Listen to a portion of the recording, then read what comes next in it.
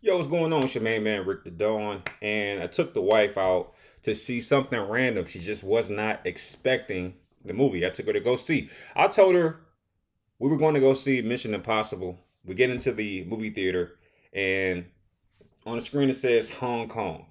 So she looks at me like, yo, what is this? And I said, it's Karate Kid. And she looked at me with the most upset face ever.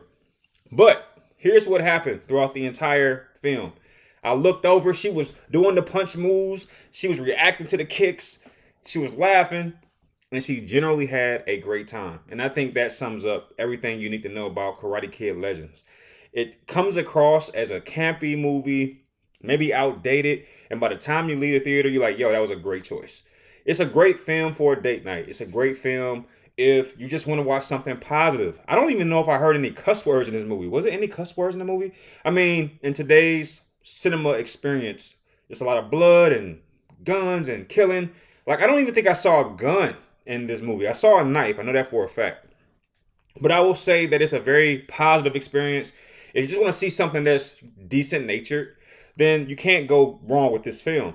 To answer some of your questions, was it as good as the original Karate Kid films from the 80s? I have no idea. I don't recall watching those. But I will say this. It was well paced. It does feature a lot of cameos from, seasoned characters. We get Daniel's son. He's there. The person he fought in the original Karate Kid is in this movie. Obviously, Miyagi is not in the film because he passed away, but there's a lot of references to him. Jackie Chan was amazing. I mean, he was just amazing. He had a character that you can tell him something, but whatever he wanted to do is what he was going to go forth with. So you can say, hey, no, I can't be there. I'm sorry. It's too far away. He's like, all right, great. I'll see you then. He was that character, super funny. I got a lot of like flashes of his rush hour performance. That's what I got here in this film. So I thought they did a good job there. They did a masterful job with recreating New York because the main character, Lee, and that's how you know I really enjoyed this movie because I remember the names of the characters. All right, Lee, how do I know that? I don't even know this guy.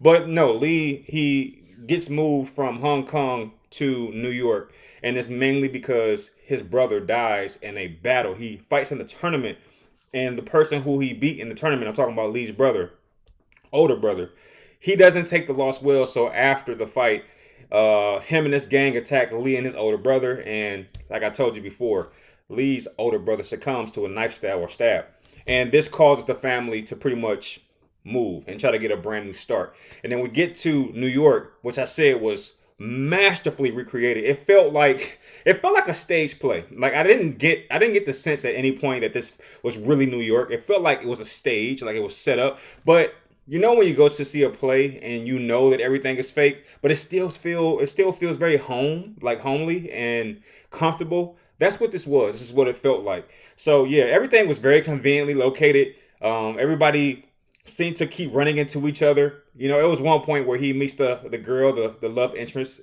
Lee meets the girl, the love how you say this word, interest? Yeah, he meets the girl that he likes for the first time.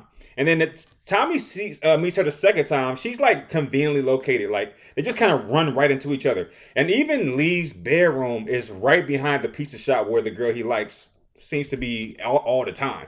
So like I said, everything is like really convenient and like really close to each other. Like if you lived in this universe, if you wanted to get pizza, just go, 12 steps that way. If you want to get to school, 13 steps that way. Everything seemed very close and very, crowded. But again, it felt homely, if that makes sense.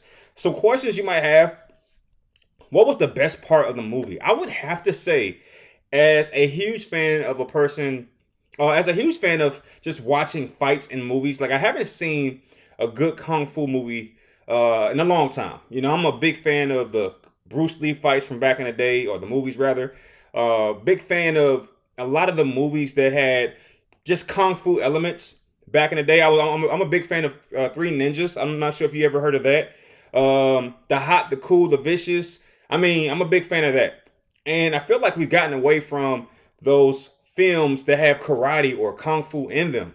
I just feel like at some point it got played out and it just doesn't have its place in this current society that we're in. So it felt great to see a movie that said, hey, no guns. We're going to go strictly hand to hand combat.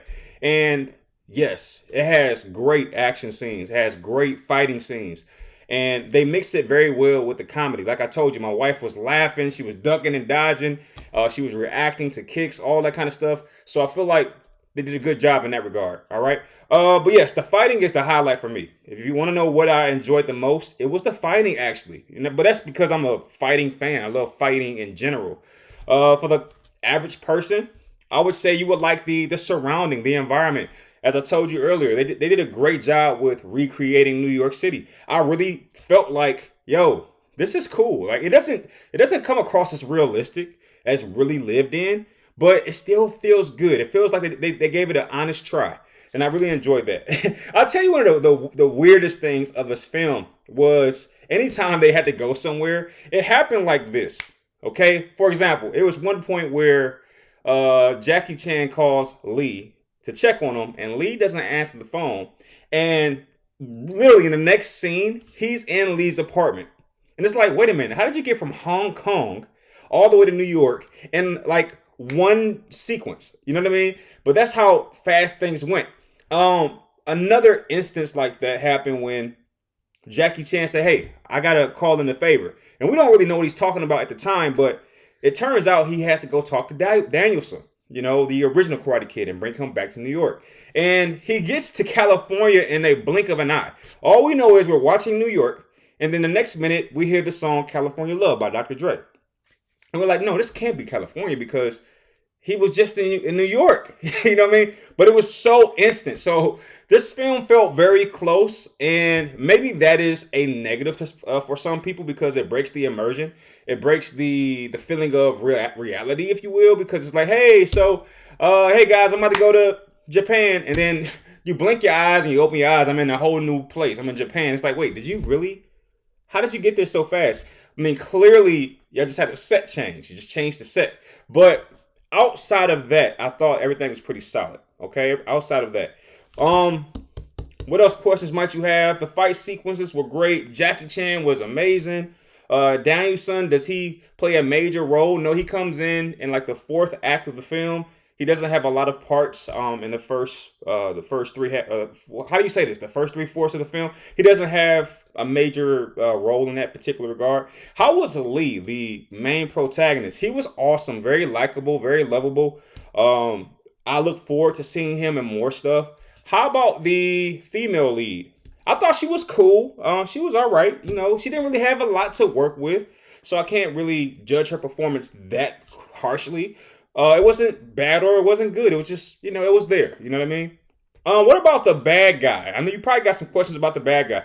Connor, I think his name was. Man, he was a brute. He was a monster. And they categorized his fighting style as the tiger style because he was so aggressive. And I love the way that the film used that aggression like they always do. It's like, Danielson, stand there like this and wait for him to attack, and then you kick him. They kind of used some of those same story elements. And I love the way that Jackie Chan framed it. He said, how do you catch a tiger? And we were all wondering in the crowd. Like I felt like the entire theater was trying to figure out what Jackie Chan was going to say. And he said it. He answered the question for us. Should I just leave you on that cliffhanger? Yeah, I think I'm gonna leave you on that cliffhanger. Viewer, how do you catch a tiger? Watch the film.